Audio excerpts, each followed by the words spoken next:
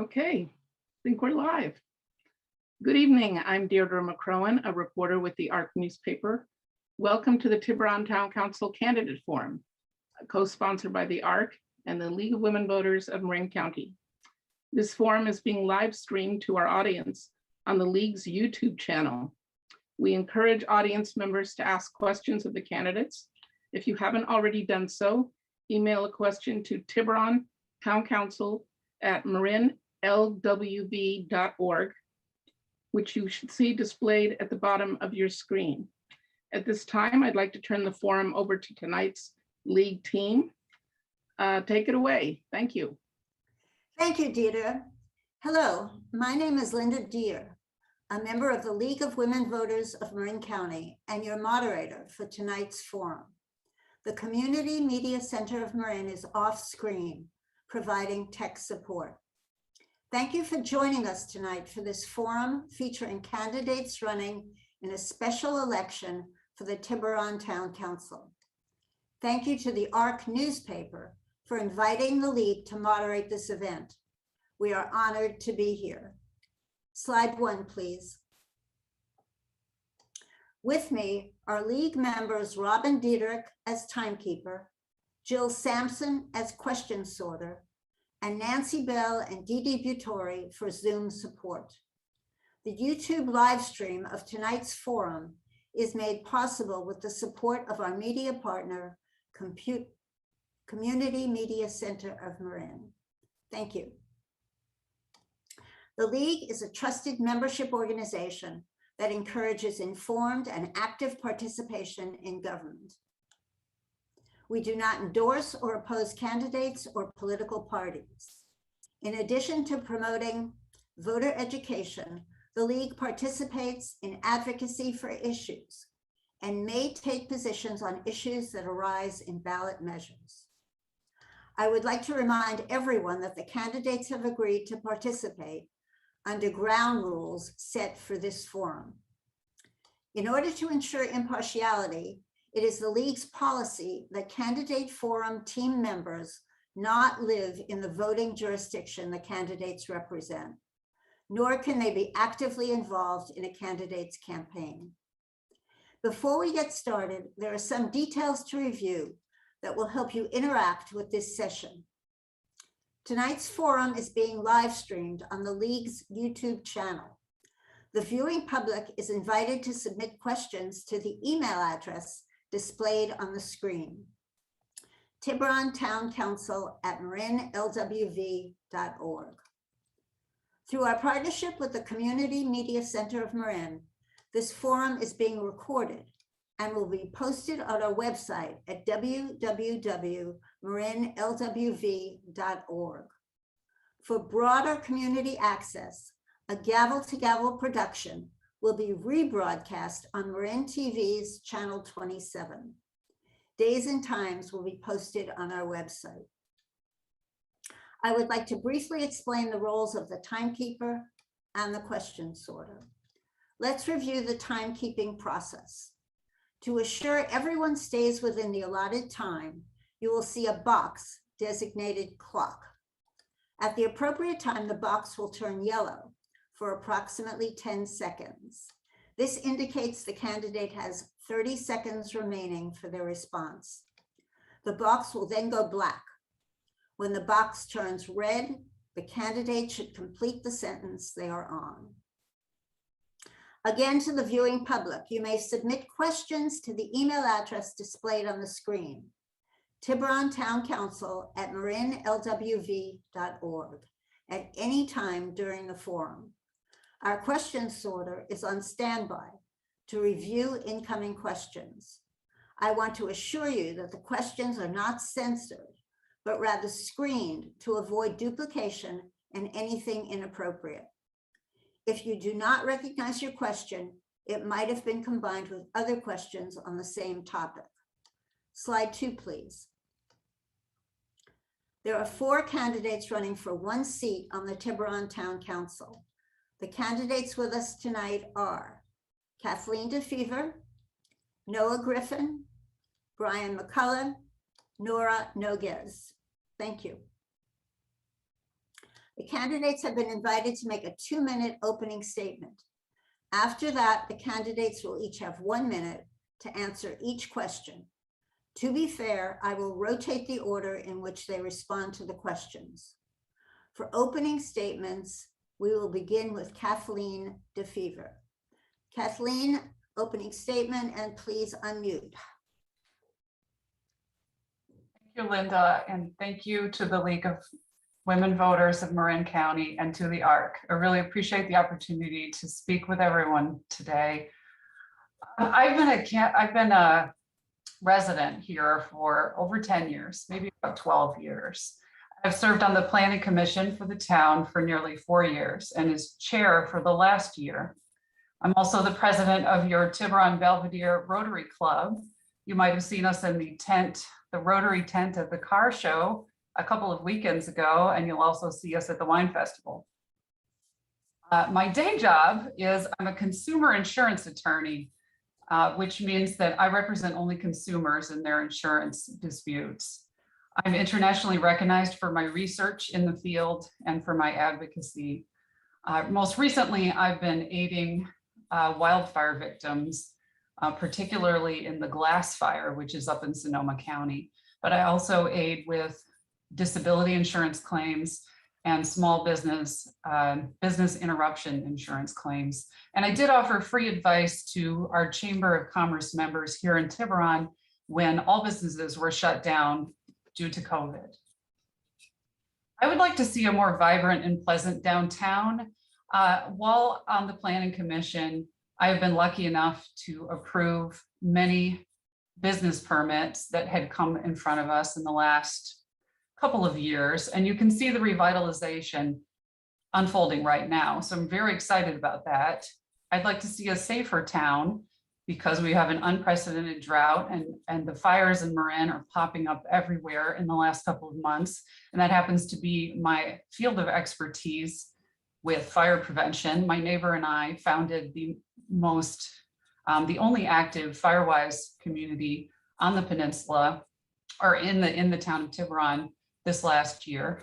And we need better emergency preparedness. My last thought would be that I also would like to preserve the open spaces and continue to promote art on the peninsula. Thank you. Thank you, Kathleen. Noah, you're next with your opening statement. First, thank you to the League of Women Voters and the ARC for setting this up. A notable thank you to Nancy Bell, Linda Deere, Robin Diedrich, Jill Sampson, and Deirdre McCrone, and the team of questioners sorters working off screen. My name is Noah Griffin. Our young family moved to Tiburon nearly 40 years ago, drawn by excellent schools, beautiful open spaces, and the warmth of our community. As a father who had the opportunity to raise a family here, I feel a responsibility to ensure that we remain a welcoming, safe, and healthy community. As a member of the Tiburon Chamber of Commerce and president of the Central Marin Rotary, I know what businesses have endured over the past couple of years, and it hasn't been easy, which is why, as a council member, I will continue to advocate for our business community and to pursue opportunities to strengthen and reestablish a joyful and vibrant downtown. I've always believed that we accomplished more through an open, inclusive, and respectful sharing of ideas. As a founding member of the Tiburon Juneteenth Committee and a member of the Diversity Inclusion Task Force, I've seen that through honest dialogue and a willingness to learn from one another, we can and do make progress. On the town council, I will continue to collaborate with city leaders, community advocates, and law enforcement in order to foster a supportive, respectful relationship between public safety and Tiburon's residents, businesses, and especially youth. I'm firmly committed to equity and inclusion for all. The next generations face a very uncertain future. I promise to promote policies that support renewable energy, cleaner air and water, preservation of open space, green transportation, which helps stem the tide of climate change.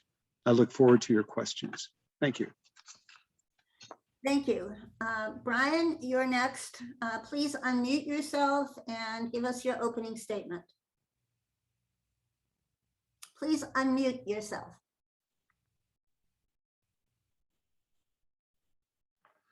My name is Brian McCullough. I'm a 14-year resident at Tiburon. I am fourth generation San Francisco born, raised in Green Bay, California. I was a volunteer fireman in Larkspur I've worked in investment banking. I've worked in, I've also worked in construction. So I have a real broad base knowledge from bottoms up, meaning I've learned from the bottom, where most people learn top up. I learned how things work. I look at the future, like for Tiburon, and I looked as one of the greatest places to live. But what I see going on here, I see that I think I'm the diverse candidate, because I see myself as the only one, two, they're not lawyers. And I also see that I'm one that supports the police here. And I think that there's a grave problem created with the Yema group and how the city handled it, especially the mayor and the vice mayor, which I've written to the ARC and it was written into the newspaper. I'm also really disappointed in the way the city's run now. You have a real problem going on in your business, in your, in the city hall with your building department. You have fraud going on. It's known, people know about the fraud. The ARC was notified about it today. I've been watching this for 3 months now. And during this time period, they've been putting fraudulent stamps on projects that they're pushing through. They're making us more unsafe in this town, but they're also setting us for liability. They escorted Clay Salzman out the other day. Clay Salzman, they used 3 police to escort 1 person who wasn't causing any problem at the town council or with the town. I really think that we really need to do an understanding, find out what's going on, and whoever is creating these problems need to be charged. Thank you. Thanks, Brian. Nora, your 1-minute opening, 2-minute opening, sorry. Nora, can you unmute? Yes, thank you. Thank you for inviting me. I'm Nora, and I'm a candidate because I'm passionate about this community. I bought my home in Tiburon in 2003, and this is where I plan to live out the rest of my life. And it's for that reason that I care very much about what happens here and how it affects the people who live here. I'm a native San Franciscan. I moved to Marin in 1977. I went to University of San Francisco for both my undergraduate degree and my law degree. Before law school, I worked as a director of administration for a nonprofit mediation program that served low-income neighborhoods. In that role, I supervised and evaluated staff, participated in the planning process, managed the organization's finances, drafted personnel policies, and negotiated contracts. After law school, I worked as an attorney for San Francisco for over 20 years, first in the criminal courts as a deputy public defender and then as a deputy city attorney for 18 years until I retired in 2013. As a deputy city attorney, I worked closely with the departments of building inspection, fire, police, and health. I also defended the city against lawsuits, did appellate work, and trained judges in the criminal division. I currently chair the Marin County Personnel Commission. I was appointed by the Board of Supervisors for the county in 2016. In 2017, the Tiburon Town Council appointed me to the Tiburon Heritage and Arts Commission, and I'm on my 2nd term as chair. I'm also very active in the Tiburon Peninsula Chamber of Commerce, as I sit on its board of directors. And since 2003, I've been very active in St. Hilary's Parish. As the daughter of immigrants, I was taught to work hard, love this country, and give back. We, as the community of Tiburon, are facing many challenges, and how we respond could adversely affect our quality of life and our future. I want to work cooperatively to tackle the issues of drought, fire danger, sea level rise, traffic, and noise. I also want to help our downtown thrive and build a community that allows people to age in place while making it a welcoming place for families. I hope that you will give me the opportunity to work to preserve single-family homes, local land use authority, our natural landscape, and open space. Thank you. Thank you, Nora. Now for the questions. We're going to begin with Noah. First question. What are the most critical issues the Tiburon Town Council will face in the next 2 years? What qualifies you to address those specific issues? Noah? Thank you so much for the question. I've looked back over the last 2 debates and the issues that have come up, and it's interesting, they're the same ones, and we need to address them now as we needed to address them then. Certainly, The first one will be climate change, open space, a vibrant downtown, and affordability of housing. With climate change, we certainly know about the drought. I spoke to someone today who wants to work on desalination, wants to also work on climate change to the extent that there will be sea level rise 21 inches before 2050 and 47 feet before the end of the century. A vibrant downtown, we need to make certain that storefronts are no longer there, that we invite the kinds of businesses that Tiburon needs, not only for tourists, but for locals. Transportation, we need to make certain that our congestion is clear up, certainly around the Black East Pasture area, coming in and out of town. Thank you, my time is up, thanks. Same question. Brian, can you unmute yourself, please?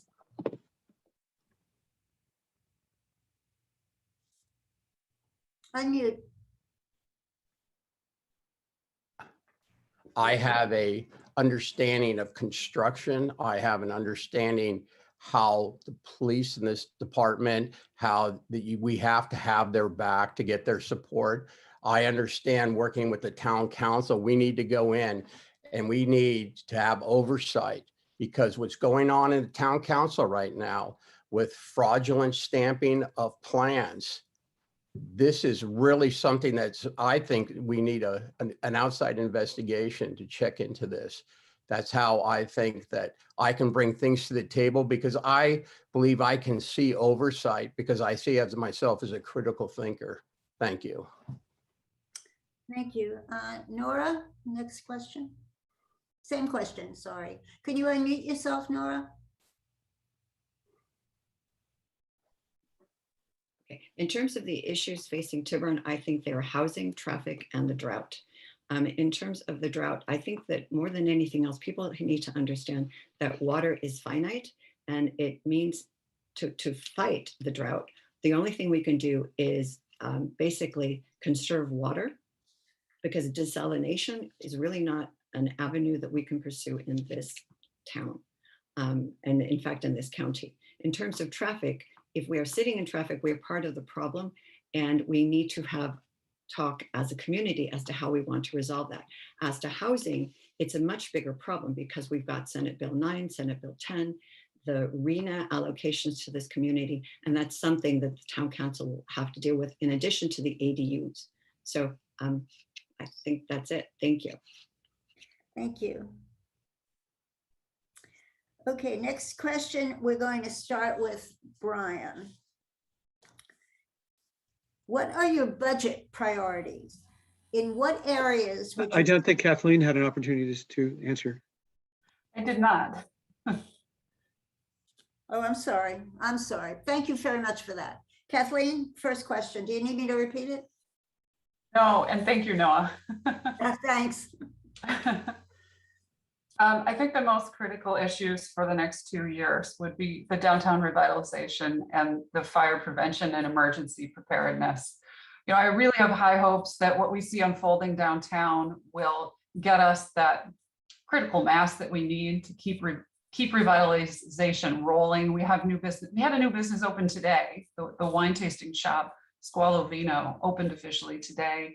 Michael Mina is hiring actively. I think we're really on the right track. And as we know, you know, there's a tipping point for everything. Hopefully that will get us to where we need to be. And I was involved in approving those permits. With the fire prevention and emergency preparedness, we are right now in Marin County under a red flag warning, which means that the conditions are extremely dry and we're going to have high winds. That's the most dangerous time. Usually Marin does not have red flag warnings. We have them, my clients have had them in Sonoma and Napa many, many times. It means that embers can be carried if a fire ignites up to a mile in the wind. I think these are the most critical issues in front of us right now. I definitely agree with my co-candidates. We have other issues that are very important, but those would be the two if I had to pick a couple of them. Thank you. Thank you. All right, now we go on to question 2. We're going to start with Brian. The question is, what are your budget priorities? In what areas would you increase and or decrease funding? What capital improvement projects would you prioritize? Brian, can you unmute yourself, please?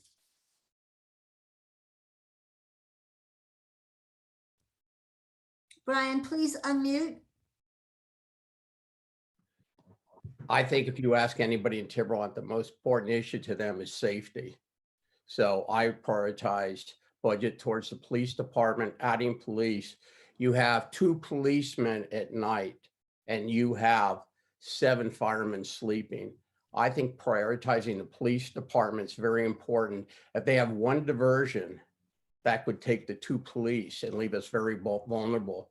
We also, in the housing aspect of it, we need to start looking at housing and bringing in housing so we can have our police live here, be part of the community, so they feel that they are part of the community and that we have their backs.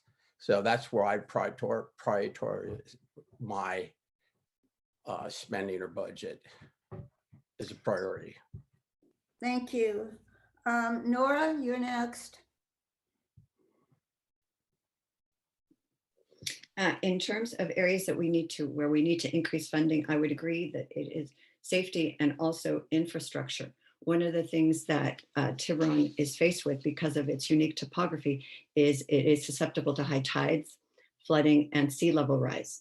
That's not something that can be dealt with or talked about in 2 minutes, but I can tell you that a modest 10-inch sea level rise could reach 700 buildings and 8 miles of roads along the bay. And a 60-inch rise combined with a 100-year storm surge could inundate 12,000 buildings and 130 miles of roads. And that's coming from the Marin shoreline sea level rise vulnerability assessment that was done in June of 2017. So we do need to deal with our infrastructure and we need to deal with safety because we do need more police. I've done a ride along. There are only 2 police officers working at night. And that's not enough when we're facing the threat of, probably evacuations if there's a fire in certain areas, but we're not Mill Valley. So we're not going to have the same problems with fire safety that Mill Valley has. We're very unique. And I could go into that if the question comes up. Thank you. Thank you. Kathleen, same question. Please unmute yourself.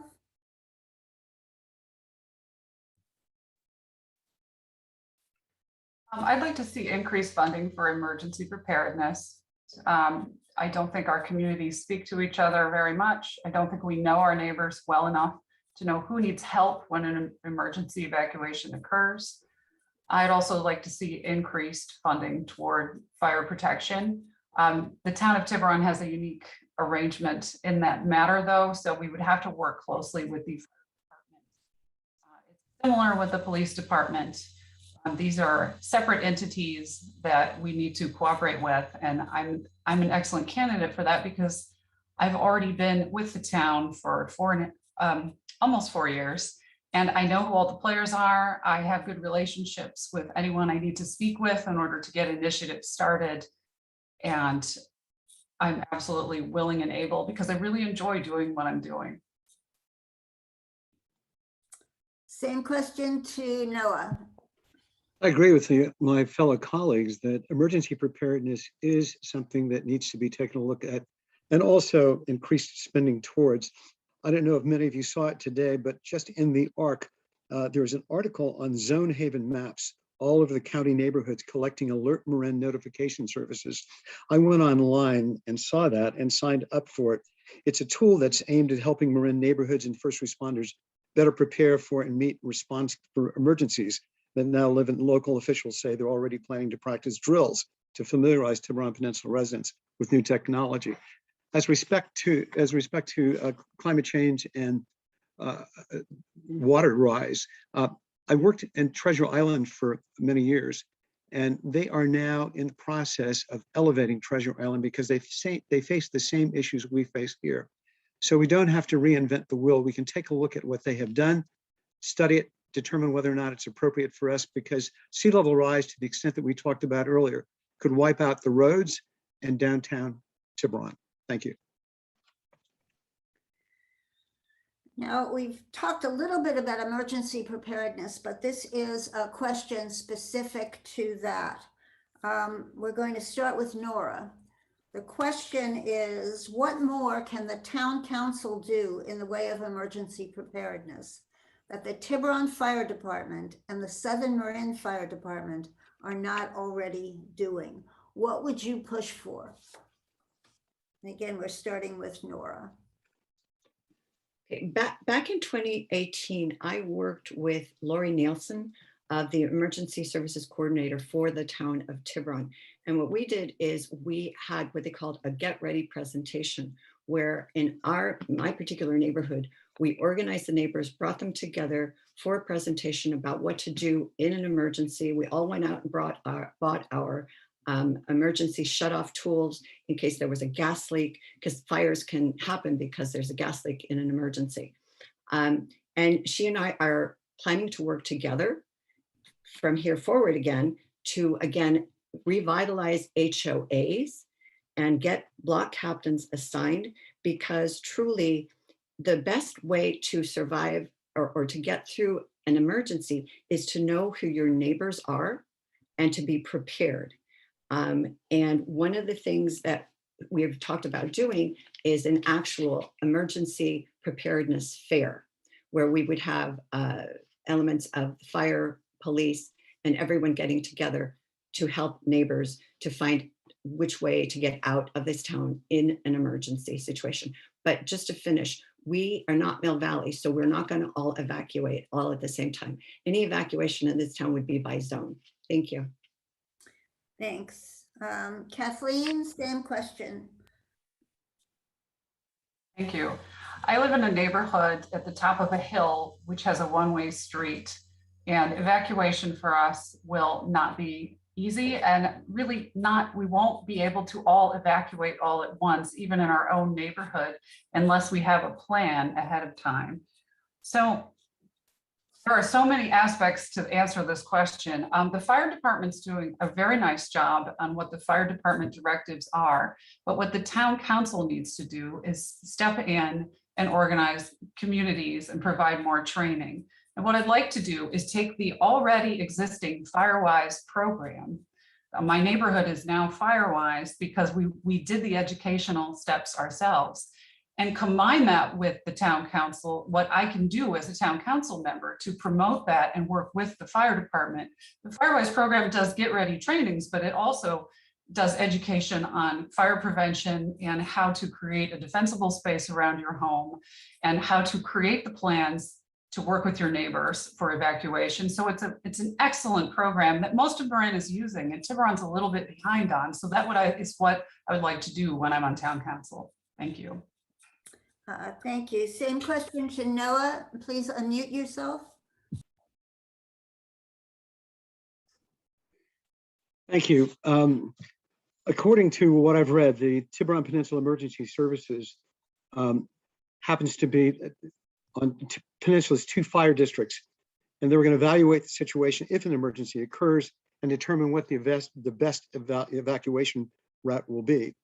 And the police will notify the Marin County Office of Emergency Services and alert Marin emergency alert systems to be linked with Zone Haven, which I previously mentioned. So the evacuation practices are in order. They need to be done on a fairly regular basis so that we know exactly what to do with. We have 2 major routes in and out of town, where to go in the event that those are blocked, and they likely will be. Thank you. Thank you. Same question to Brian. Brian, please unmute yourself.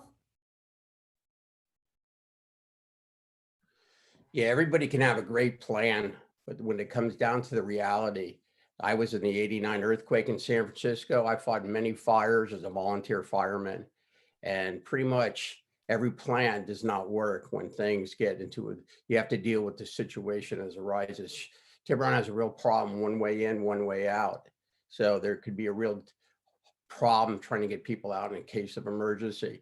I want people to understand here is fire danger. Tiburon, out of a lot of the areas in Marin County, has the least danger of all fires, because the westerly winds come in, and the grass and the brush and the big trees, we don't have that. Also, we need to bring the fire department into the city and we can make everything more efficient. I'm an efficiency person. I've been an entrepreneur all my life, started business. I believe in efficiency. And the fire department was started when there wasn't a town of Tiburon, and now it should be brought in as part of the town of Tiburon. Thank you. Thank you. As a reminder to our viewers, you are invited to submit questions to Tiburon Town Council, one word, tiburontowncouncil@marinlwv.org. Okay, moving on to the next question. We're going to be starting with Kathleen. How would you better involve residents in the decision-making process in Tiburon? Kathleen, please unmute yourself. I'm as particularly able to speak to this, having been on the Planning Commission for so long.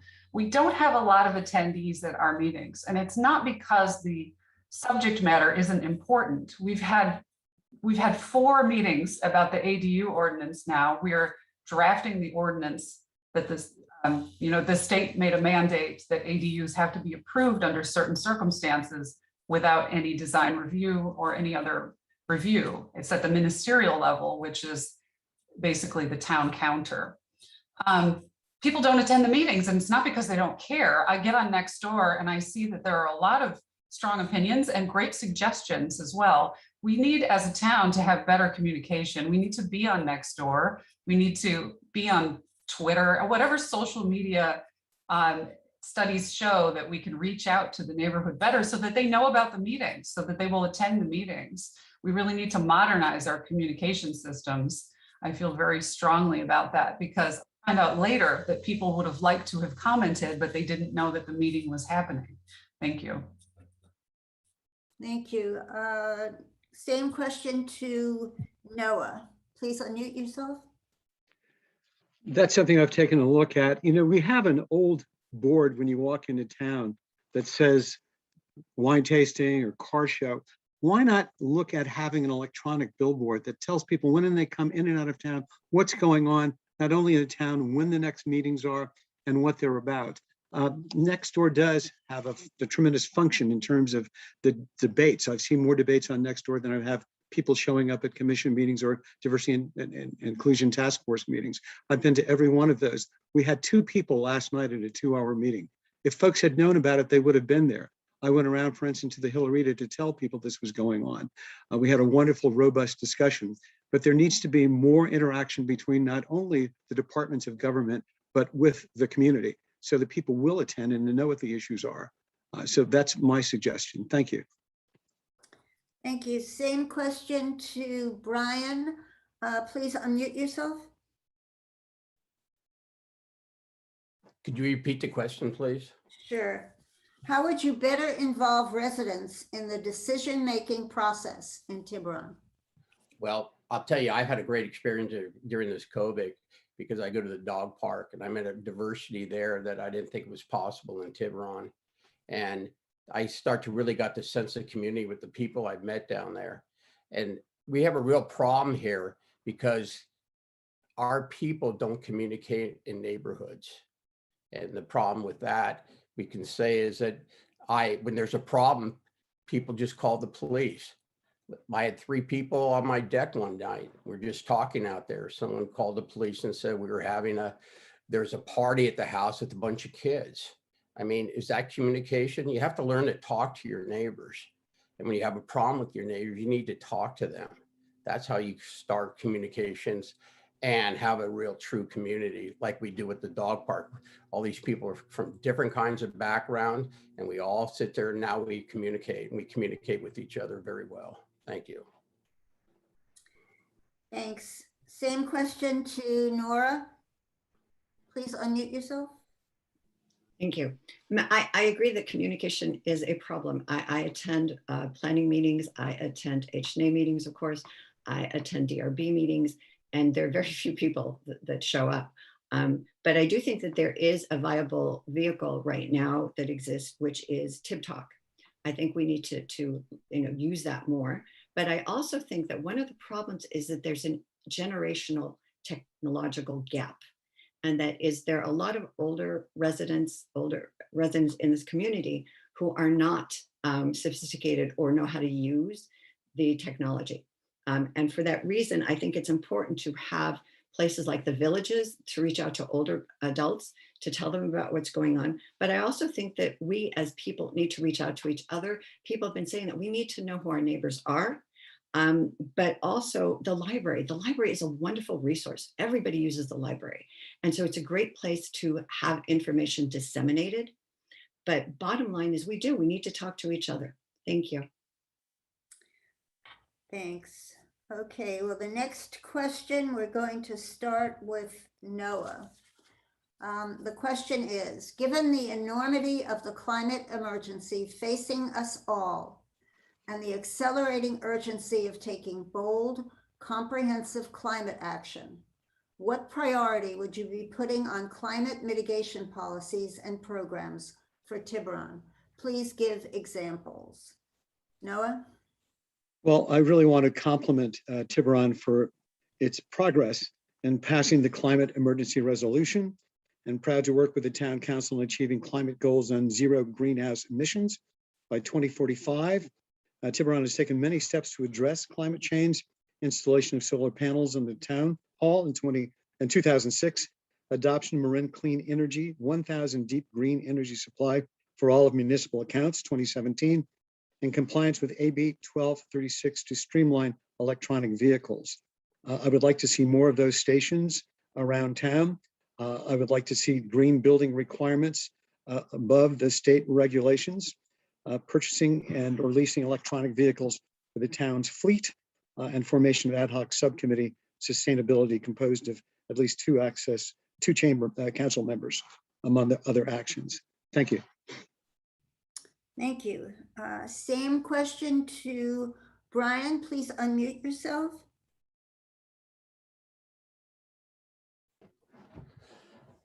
So you're asking me a question on how I deal with the climate change problems? Basically, yes. Yeah, I grew up here in the 1976. We had a drought similar to this. And it was so bad that people could not only use water 50 gallons a day. It was really limited. And you couldn't water any kind of your landscaping. You were restricted basically on everything. You know, I'm not an expert on climate. There's cycles in the weather patterns. We built in Marin, we built a pipeline over to the East Bay. And we, when we finished it and spent millions on that, we took it out because the next year it rained. Now, what's going to happen in the future? I mean, at Tiburon, a lot of people have electric cars. We're going to have to deal with other issues for when you want to have electricity for everything like lithium. Where are you going to get all your electric power? Are you going to use natural gas? I mean, everybody just says things, but there has to be the substance behind it. Thank you.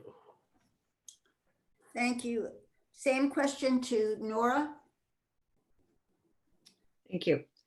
According to the EPA, greenhouse gases from human activities are the most significant driver of observed climate change since the mid-20th century. It is for that reason that I also agree that we should have an electric fleet of vehicles for the town. But I also think it's important to get people out of their cars and onto bicycles. For instance, nowadays with electric bicycles, it's amazing how many people who previously could not ride bikes can now ride bikes, and they can navigate hills and things. So that's very important. Water conservation. Water conservation is critical because we are in a severe drought and water is finite. It doesn't just go on and on. And it means more than just letting your lawn go brown. It means basically readjusting the way you live and how you consume resources, because that's a matter of equity. How you use resources, natural resources, affects how other people have availability to those same natural resources. Thank you. Thank you. Same question to Kathleen. Thank you. During my stint on the Planning Commission, particularly in the last year, we have been redrafting the General Plan 2040, which is a very large volume of plans, basically, it's the best way to describe it, that will guide all of the ordinances and initiatives that are made in Tiburon from now until 2040, so the next 20 years. We have been embedding into that plan green initiatives such as green rooftops, green corridors,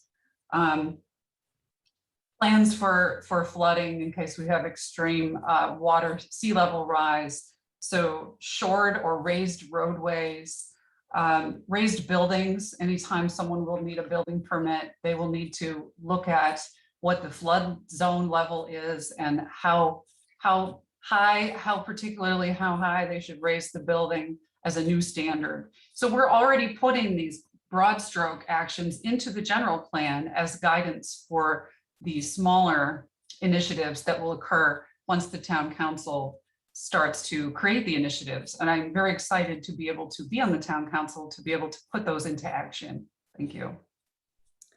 Thanks. Okay, next question. We're going to begin with Brian. What can be done to make Tiburon age friendly? Please include suggestions for providing services for older adults. Brian, please unmute yourself. Please unmute yourself.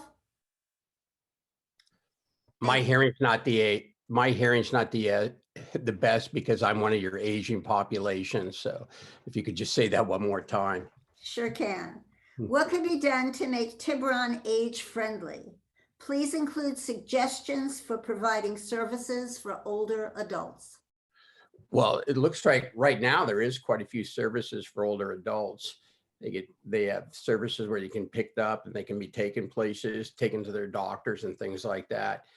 For us, for me and the aging people I know around here, it's really important for everyone to get out and move, exercise. I see people at the dog park moving all the time. These services, you don't really need service. You need people to stay active. And that's the key for, at least I believe. And that's one of the great things about living in Tiburon, because as you get older, the people, especially now and my neighbors, we're definitely part of that aging population. And we find it very easy access to get downtown for where I live, so. I'm done. Okay, thank you. Same question, Nora, please unmute yourself. I'm in the same boat as Brian. I plan to age in place and I'm about a year off of Medicare. So I completely identify with his question. And one of the things is that I want to age in place. And part of what's going to make that happen for me is to support the local businesses, because that way I don't have to get in my car and drive to other places. I can walk from my house to the Cove Shopping Center. So it's very important to support the businesses because I want them to be there for me. In addition, open space, as Brian was saying, it's very important when you get older to exercise. So you have to be able to get to the place to exercise, and it has to be accessible so that you don't trip or fall in a pothole or the surface is uneven, and you have to be able to park. So that is all part and parcel of aging in place, is having the amenities that you need to be able to live out your life safely, comfortably, and, frankly, in harmony with the environment. Thank you. Thank you. Same question, Kathleen. What I've heard from persons who are just choosing to age in place, the older population, is that we do have services. I agree with Brian. We have a shuttle.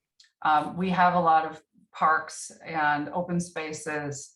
The complaint that I hear is that things are getting too expensive. And that, I think, can be addressed by not only increasing the diversity of our businesses, but also increasing the diversity of the population of Tiburon. So if you have more multi-level tiered businesses where some of them are the restaurants can be some of them less expensive, the shops, some of them less expensive, that will attract younger persons, which we know we have a lack of on the Tiburon Peninsula, and also break in minorities who might need more affordable living. So that would be what I would like to see, is policies encouraging diversity, not just in age, but also in race, sex, sexual orientation across the board. So I think that needs to be addressed from an economic perspective. Thank you. Thank you. Same question, Noah? Thank you. It's an excellent question. Tiburon not only is the oldest county in the state, from what I understand, it's the oldest county in the nation. And we're blessed to have the Buck family. It's the Buck Family Fund, the Buck Institute on Aging, so that people can read about how it's best to age in place and how you can do it healthily. I think one of the beautiful things that we have here is shuttle services that can take seniors to places they need to go. I know at the Redwoods, they have opportunities for people to come take advantage of some of the activities that are there. When I first bought my home in Tiburon, I was in walking distance to downtown, walking distance to take the kids to the schools. Now I live in an apartment that sort of was walkable to the Cove, but it's an opportunity for people to gather, certainly at the library, for the services that they offer there and to know about them. I've given 2 concerts there myself, and I know it's a great place to be, a great place to go. So the walking trails are amenable. I think the opportunities to take advantage of the shuttles are something that the seniors will certainly love. Thank you. Thank you. Okay, next question, we're going to start with Nora. California has a goal of adding 3.5 million new housing units by 2025. Regional housing goals have dramatically raised requirements to identify housing options in Tiburon. What responsibility do you think Tiburon has, not just to ensure space is available for this housing, but in encouraging developers to build new housing, both market rate and affordable?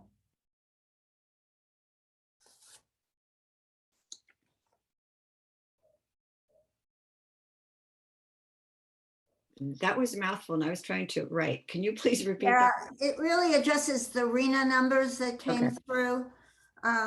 So the main part is what responsibility do you think Tiburon has in not just ensuring space is available, which is the RENA mandate, but in encouraging developers to build new housing, both market rate and affordable?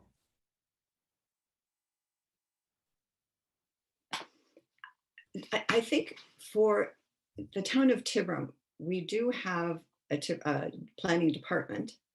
And I think that right now they've been doing a very good job of looking at the codes that are in place and really trying to delineate the requirements under the ADU. I know that one of the issues that has come up is that the planning department has talked about maintaining the size of an ADU to 1,000 square feet. And then I think in the planning department, it went to 1,200 square feet. But the 1,000 square feet is more consistent with the requirement overall statewide.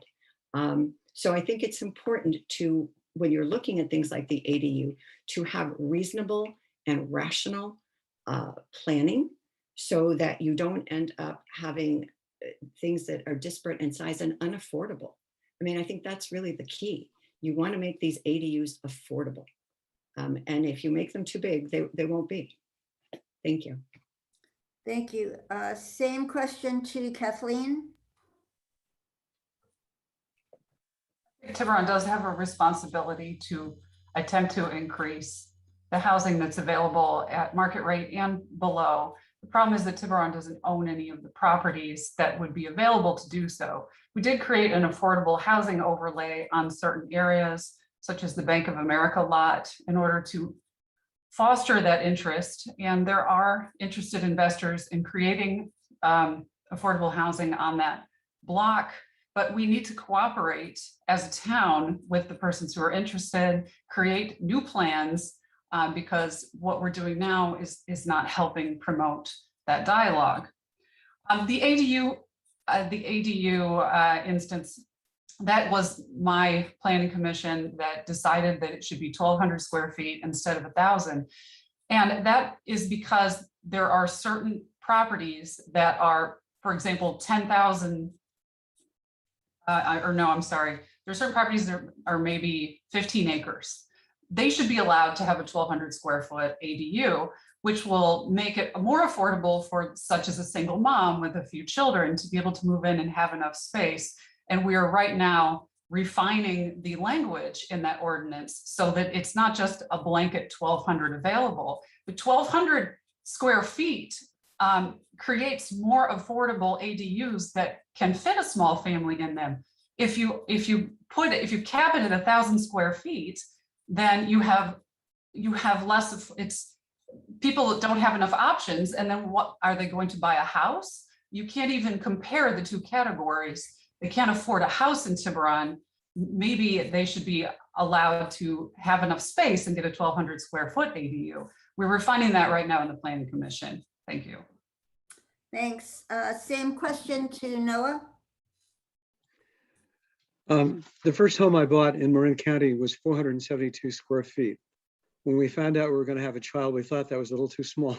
So we moved to Tiburon and got a little larger place. And as I said, it was in walking distance to downtown. It was in walking distance to the schools. Now I rent. And I understand what that extra 200 feet can mean. From 1,000 feet to 1,200 feet can really mean a lot for a small family that wants to begin its life here in Tiburon.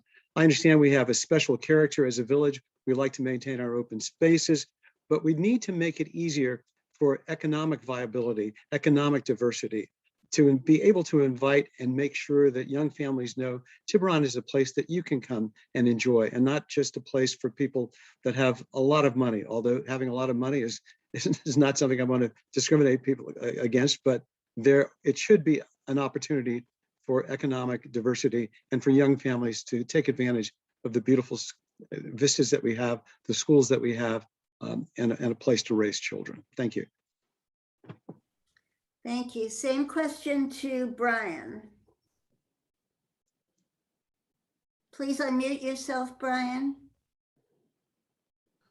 Thank you. Got it. My wife probably wish she could do that to me sometimes and mute me. But I just want to say is that this is my expertise is building and trying to do something in Tiburon, making it affordable. I don't know how you're going to do that. The prices of the commodities of lumber, concrete's up to 240, up from 140 last year. The prices are astronomical in building now. Tiburon's a very difficult town to deal with. You have the topography, hillside, that adds additional costs. Very, very difficult. The one thing we do have here, we have housing now for the people at Tiburon, low-income housing behind what I believe CVS there. And if you're going to do low-income housing, then you have to have oversight. People are taking advantage of that who are city employees right now by living in there with high salaries, and then they have boyfriends living in there too who have income, and it's not reported. So let's clean up that first, and then we'll look at the second issue for affordable housing. And that's going to be for a developer to do and try to make a profit. That will be very difficult. Thank you. The next question, we're going to start with Kathleen. How would you revitalize a downtown commercial district that's been losing business vibrancy? Please provide specific recommendations. We're doing that right now. We approved we were lucky enough to have applications from some wonderful, very successful businesses, and we've approved those permits, and they're undergoing their openings now. Unfortunately, COVID delayed things. But really, I mean, at the Planning Commission level, the opportunity that we always had to make the downtown more vibrant was we use a process of, we approve what the business tells us that they need, and then we put our own review process attached to that conditional use permit. So we'll say, come back in 6 months, we'd like to see how it's going. Is what you asked for what you really need? Is what you asked for working for the town? So we're being less restrictive and more welcoming as a town. And I really believe that we're seeing that unfold right now, and it's a very exciting time. Thank you. Same question, Noah. Downtown is an interesting conundrum insofar as you want to make it accessible and available and usable for locals as well as the tourists. There's some empty downtown stores that need to be filled. I think taking a good look at what the needs are is important. When I first moved to Tiburon, we had a hardware store, we had a gas station. We no longer have those anymore. I think we ought to take a look at what our needs are in general, not just the downtown area, but a little away from the downtown area, that will make the city utilitarian for both the people who live here and also the tourists. I'm interested in the ferry boat that they're thinking about using after hours. We have the Michael Mina restaurant that's coming on board. And to be able to have people dine there and to be able to go back into the city after hours where the ferry boat no longer operates. I think it takes 2 stops now, generally going to Sausalito and going into San Francisco, but to make that a little bit more efficient.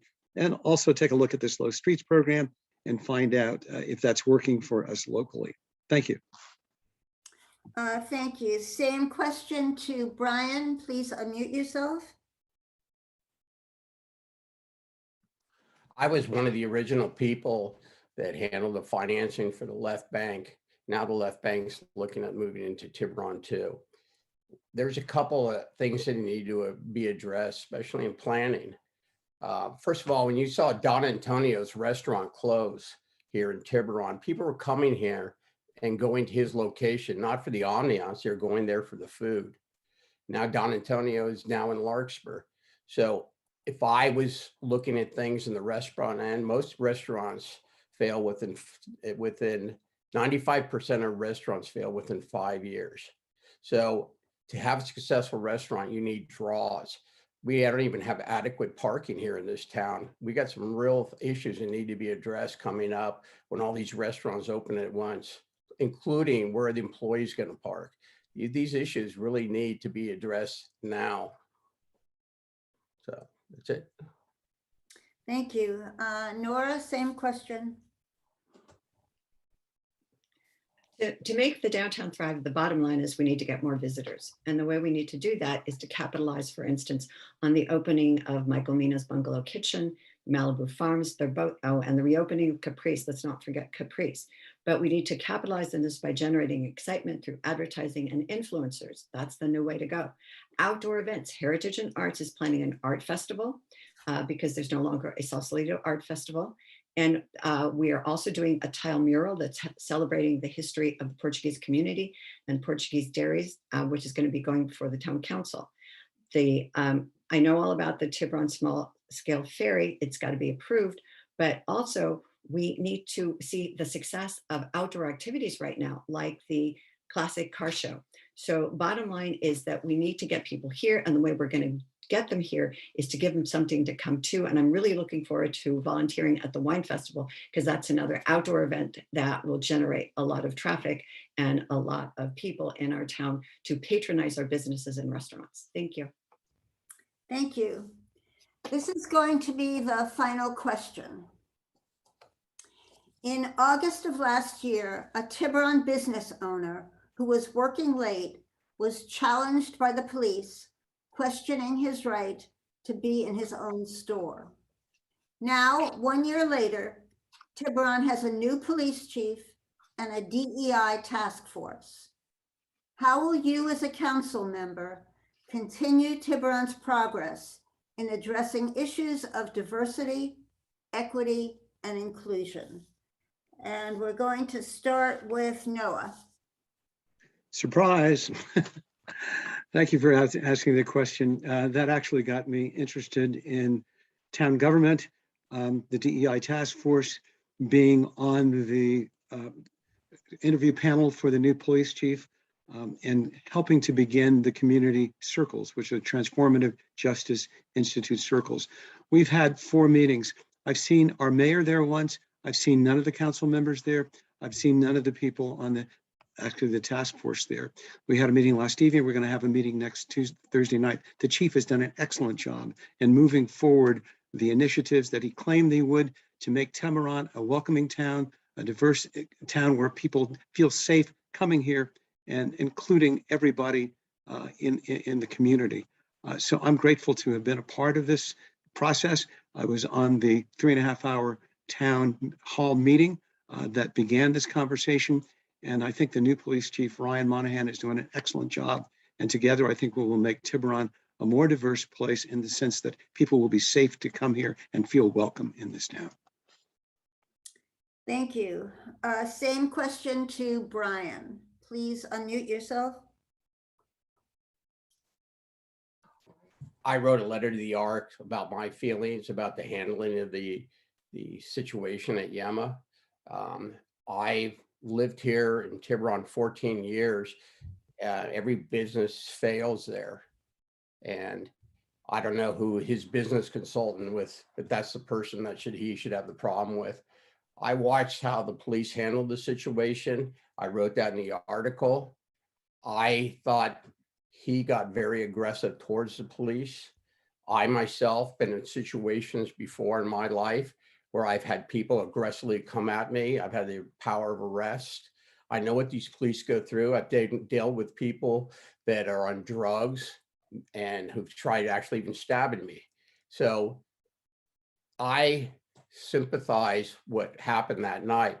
But if there is a civil rights problem, it should have been handled by the feds. And the city, the people of the town, especially the mayor and the vice mayor, they represent the city. They should have been representing the city and not going to protests. And they should have been backing the city employees. Thank you. Same question to Nora. I've also met with Chief Ryan Monaghan, and I think he's doing an excellent job as well. He's operating under what is called the 6 pillars, which is a 21st century policing that was developed as a task force under President Barack Obama. And it consists of building trust and legitimacy, policy and oversight, social media, community policing and crime reduction, officer training and education, and officer safety and wellness. And he's doing an excellent job of getting officers out of their cars and on foot patrols to interact with the community and with the merchants and restaurateurs. So I think he's doing a super job. And I think the Diversity Council is going to be helping with the police department and also the community circles. I have not been able to go because I have conflicts with other meetings. So I really want to go and see what's happening at those community circle meetings. But I think he's right on track to do what he needs to do to make this town more inclusive and diverse and getting along better. So thank you. Thank you. Same question to Kathleen. I've also had the pleasure of attending the town forums and some of the committee meetings and meeting the police chief, who I also believe is doing a wonderful job under a completely new initiative. The thing, when I listen to talk about what can we do to improve diversity and equal treatment, I'm a lawyer who likes to see the results. I agree with Brian McCullough. Where are the results? Where's the action? And what I like that the police chief has done is he has put some of the officers basically on the beat, the neighborhood beat. They now walk around the neighborhood and get to know people. I think that's concrete, progress. But what I'd like to see further is more progress on the issues, not just from the micro base of who knows, do the police or the fire department, do they know the people who live and work in the town, but also, on the ADU issue, making it more affordable to live in Tiburon, and on the business diversification to make it more affordable to eat here and, buy entertainment here, et cetera, et cetera. We can't just force diversity. We need to go in at the ground level and create better plans. Thank you. Thank you. And that concludes the question portion of this forum. Before candidates make their closing statements, I'd like to share some key dates and information about this special election. Slide 3, please. You have until October 18th to register, after which you will have to go to the elections office to register and vote in person. Vote by mail ballots will be mailed on October 4th to all active registered voters in Tiburon, whether they requested a vote by mail ballot or not. You can submit your vote by mail ballot at one of the 4 conveniently located drop box locations listed on your screen, including the Tiburon Town Hall, outside Civic Center at the north and south arches, and inside the elections office. Or you can drop them off at the post office. Please note that Marin County pays the postage for all returned ballots. To be counted, mailed vote-by-mail ballots must be postmarked no later than November 2nd and received at the elections office no later than November 9th. Slide 4, please. On election day, there will be in-person voting from 7 a.m. to 8 p.m. There are 2 polling locations in Tiburon listed on your screen. To confirm which one you have been assigned to, check the back of the voter information guide you received in the mail. There are 3 precincts and 2 locations, so you might be voting at a different location than in the past. You can also vote in person at the elections office in the Civic Center on election day. Slide 5, please. For more information about Dropbox and polling locations, go to www.marinvotes.org or Google Voter Information Portal for Marin County. Thank you. And now the candidates will make closing statements of 1 minute. We have a request, maybe you can add it to your 1-minute closing, to how people viewing this forum can reach you. So maybe at the end of your closing statement, you can tell us or tell the viewing audience how they can get in contact with you. So closing statements, we're going to start with Nora.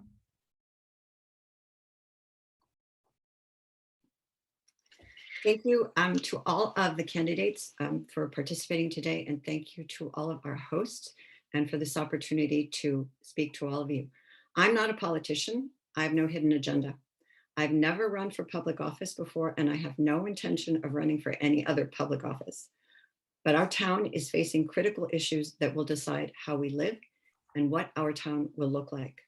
I'm running for Tiburon Town Council because I want to preserve and protect the place that I love and to help it thrive. With your vote and my experience, I will work my hardest to do just that. Thank you. Is there a way you can be reached? Oh, yes. Yes, my email address is the number 1 YO, S as in Sam, OY, N as in Nancy, ORA @gmail.com. Thank you. Thank you. Next closing statement, Brian, please unmute yourself.